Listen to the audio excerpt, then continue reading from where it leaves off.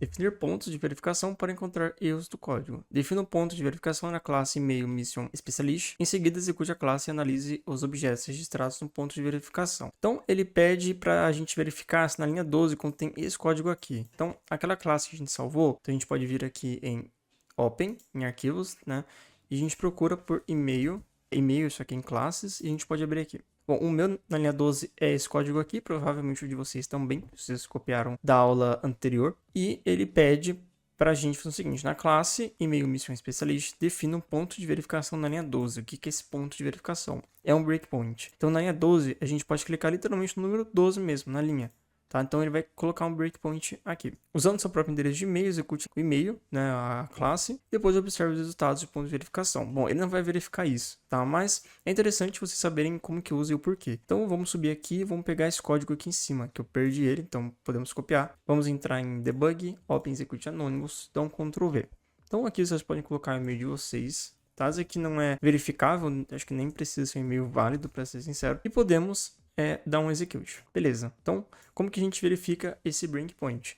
A gente pode entrar aqui nas opções aqui embaixo, temos logs, testes e checkpoints. E ele tem aqui um na linha 12, que é exatamente onde a gente colocou. Então, a gente tem duas seções aqui, tem duas abinhas que é symbols e heap, beleza? A gente consegue ver valores de variáveis dentro de symbols, por exemplo. Isso é muito importante para você não ficar colocando vários debugs no seu código para você querer ver uma variável, você consegue ver por aqui também. A gente pode acessar aqui a aba de heap e a gente vê que, por exemplo, a gente consegue notar o tamanho de uma string ou o tamanho que naquele breakpoint, o quanto de heap que temos.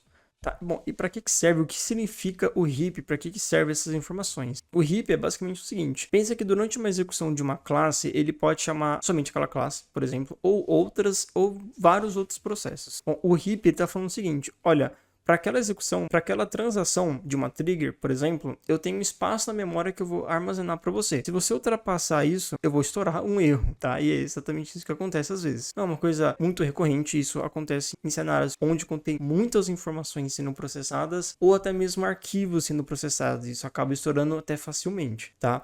No Salesforce, quando a gente fala de processo síncrono, ele nos dá 6 megas de memória para a gente usar numa execução. Então, por exemplo, aqui, esses tamanhos são muito, mas muito pequenos. Então, obviamente, que a gente está longe de estourar um limite. Mas quando a gente bate um problema de heap size, a gente precisa... É bom esses breakpoints para a gente ver exatamente, olha, nesse cenário aqui, até esse ponto, até essa linha, tem esse heap sendo utilizado. Só que a partir de uma outra linha, por exemplo, a gente vê que já está estourando um limite de heap size. Ou seja, a gente consegue colocar breakpoints no código e ver em cada linha onde que tem essa quantidade. Bom, aqui está sendo utilizado 3 megas, aqui 4 e aqui em cima, aqui numa outra linha está sendo utilizado 5 megas, por exemplo. A gente vê a partir da onde que está chegando próximo de estourar um problema. Então a gente consegue, através dessas perspectivas que o Developer Console nos dá, uma noção mais aprofundada do nosso código, tá? E é muito interessante vocês estudarem sobre esse assunto do Developer Console, porque pouca gente usa e porque a gente até mesmo conhece sobre essas ferramentas que ele nos fornece. E para uma depuração em um mundo real